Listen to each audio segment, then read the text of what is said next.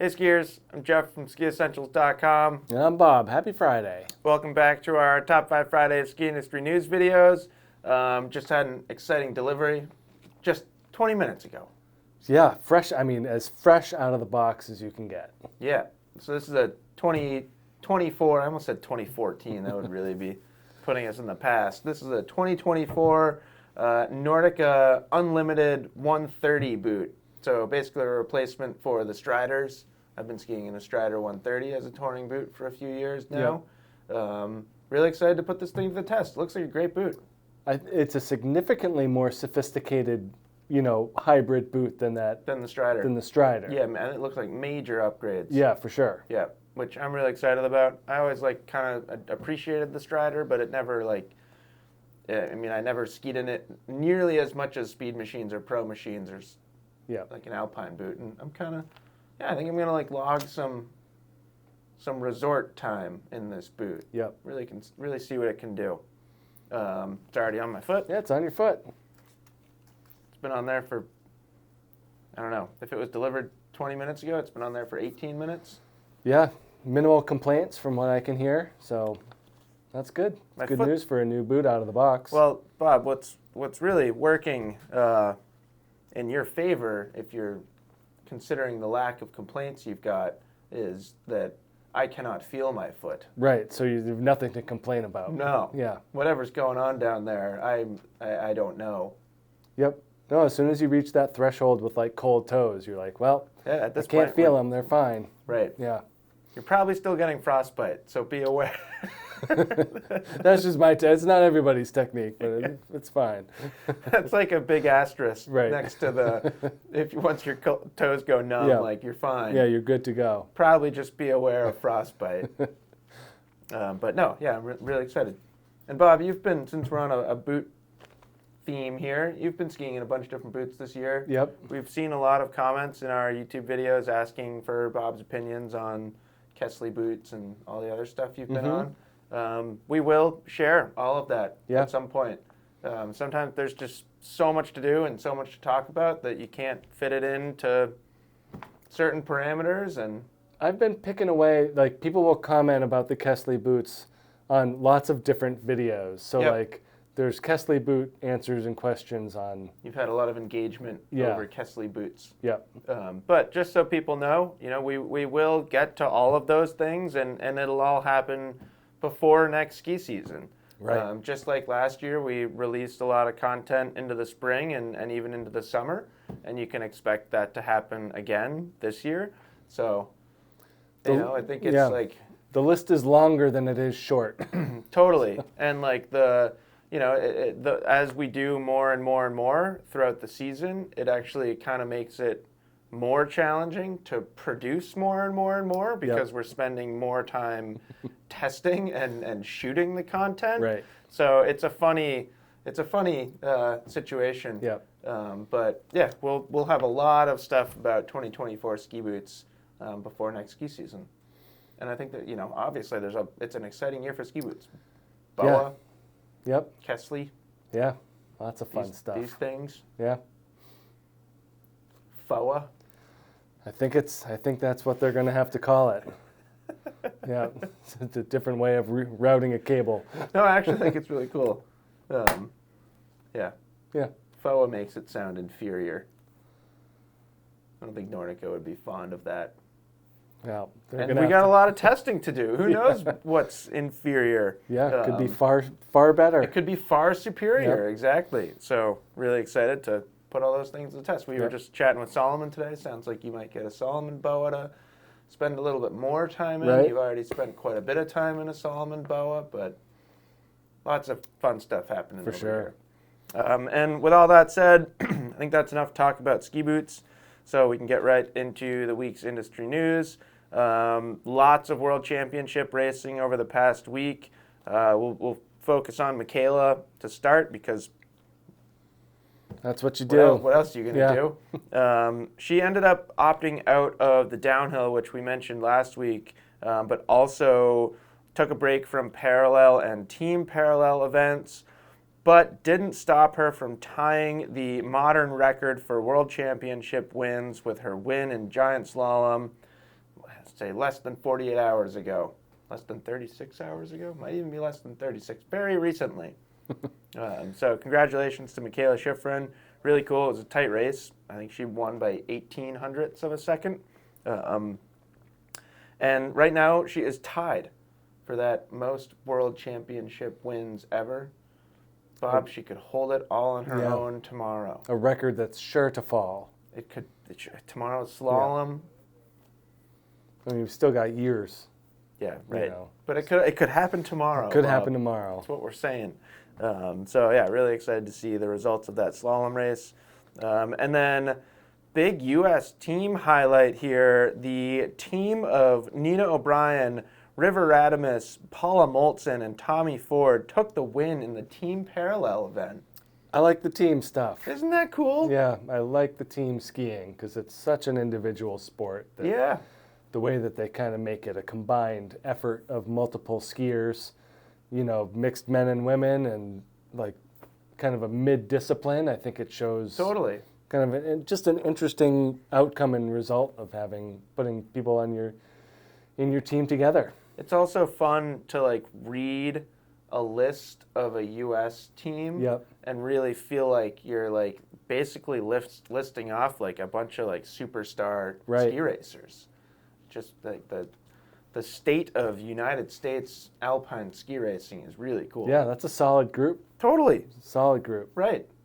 Like I know who they all are. Right. Not just that, but I have like a lot of like appreciation and respect and knowledge of what they've done. Yep. So I think that's pretty cool. There was a lot more ski racing over the past week, so if you're looking for all the results, just check the link in the description, and we will include that as we always do. Couple more event recaps. So topic 2 here, we got the results from Kings and Queens of Corbets. I think this is the 3rd week that we've talked about Kings and Queens of Corbets. Such a cool event. Yep. We did get basically like a full event replay, so check that out. And big shout out to Colby Stevenson, who took home the King title. Big switch rodeo 5 into the couloir. I always really like when people hit it switch, dropping in. Yeah. It's pretty cool. I think next step is landing switch, skiing out for a bit, popping a big 180.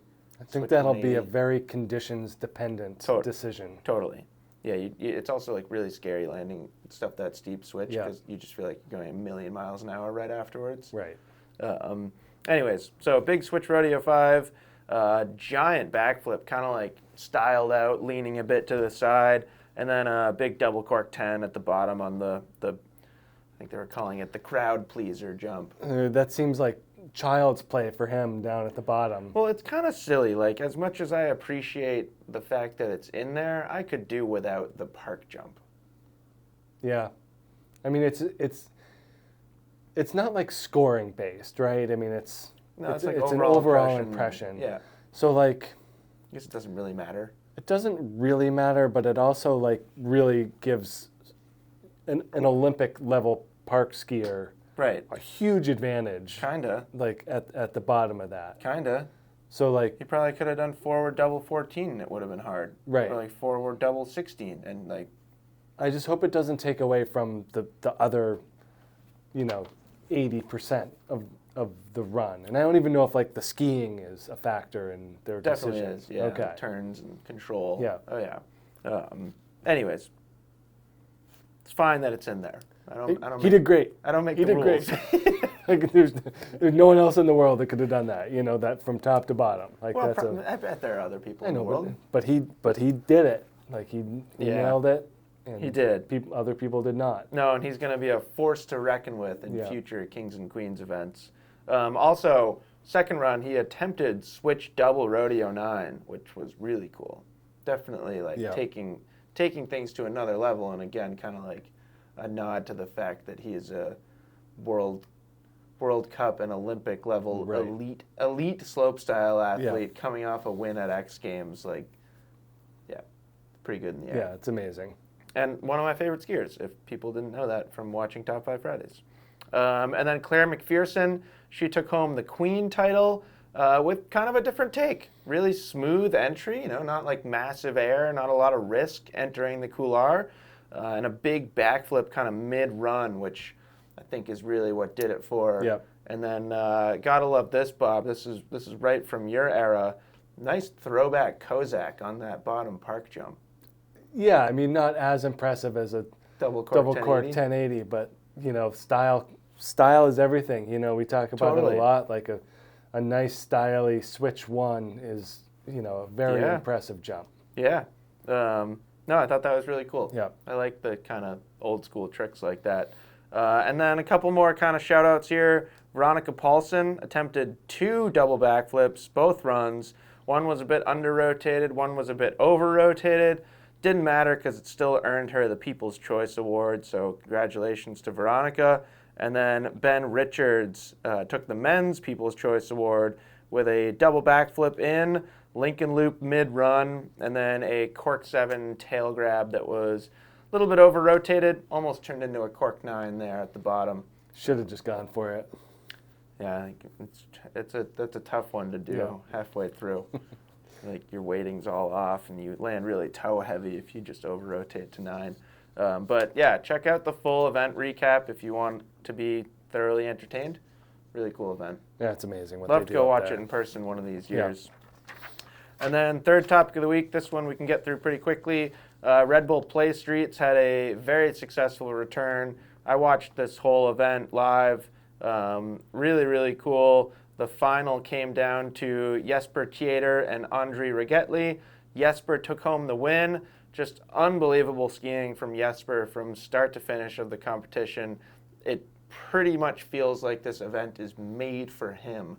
He's so creative and just such an incredible athlete and like acrobat that he is able to do things that like just seem impossible.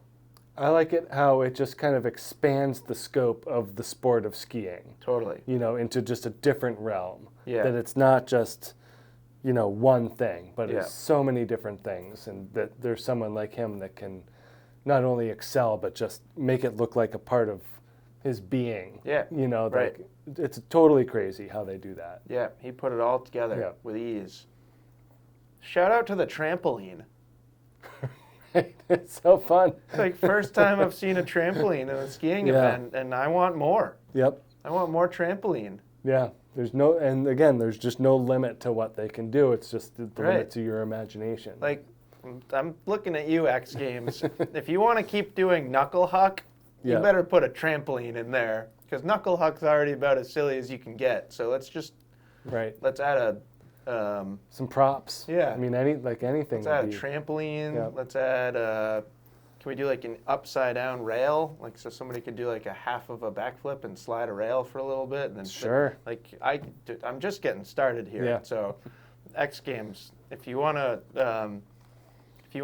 to use me as a consultant for adding trampolines and other features to knuckle huck, you can get in touch with me through skiessentials.com.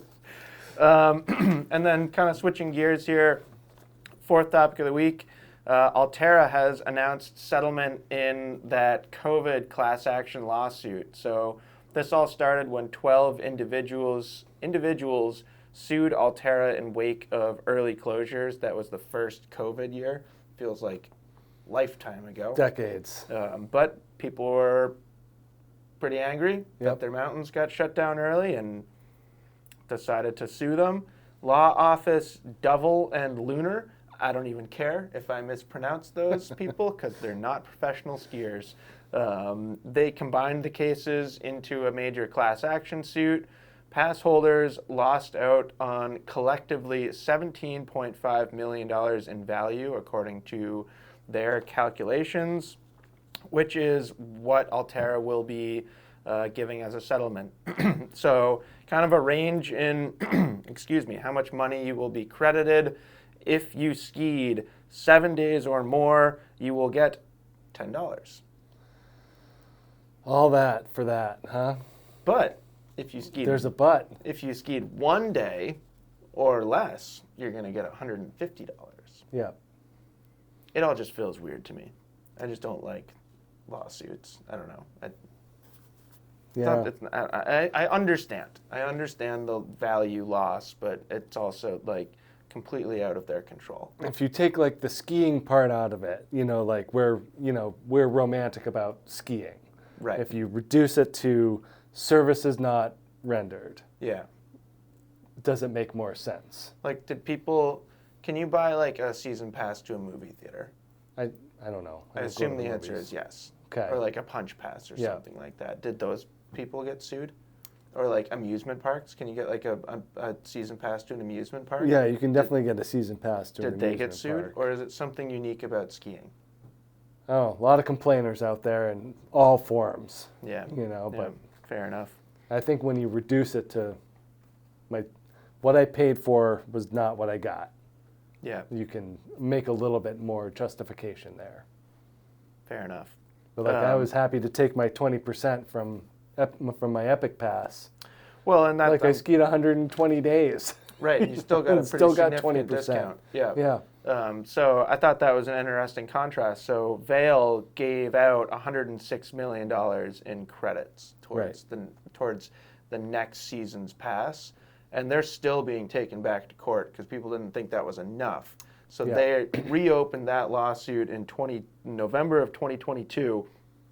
So it's an interesting contrast between what Vail did and what Alterra did. And in the long run, it's going to end up costing Vail considerably more money. Yeah, and there were a lot of very specific circumstances. Like if the mountain closed on March 20th, and you'd bought your passes and booked a trip for March 21st to March 28th, with the expectation that that's when you were going to use your pass, because it is cheaper than buying 7. Right. That's how they get you. They want you to buy the pass. Right. So those people that never used it, that were going to use it the week after the mountain closed, I can see an argument for getting all of your money back. Sure. But, people that use their pass at all, I don't know. It's tough. Yeah, interesting scenario. Yeah. I don't think we need to say anything else about it. Just interesting. And then lastly, we have our edits of the week as usual. First up, we have Traveling Circus Season 15.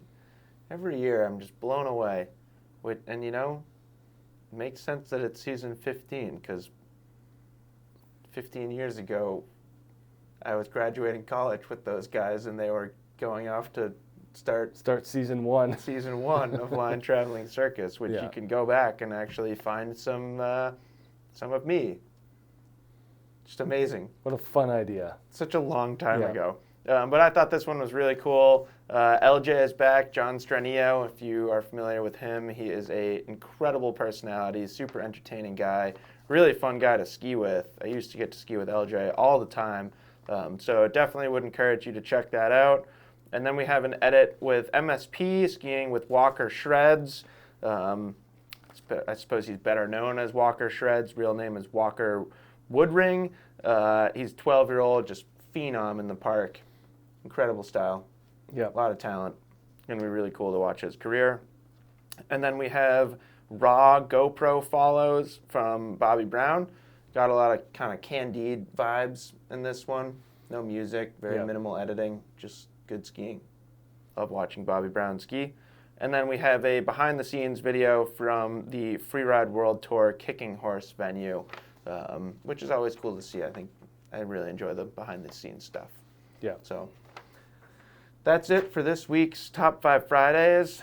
Bob, my foot is not doing. I could see you making the motions of trying to get some blood back in there. It did not work. These are gonna be great. I mean, but I think I need to mold the liner. You don't have a footbed in there. Don't have anything in here. Okay, there we go. That's a lot better. Yeah, there you go. Anyways, we hope you guys have a fantastic weekend, and we'll talk to you next week. Bye.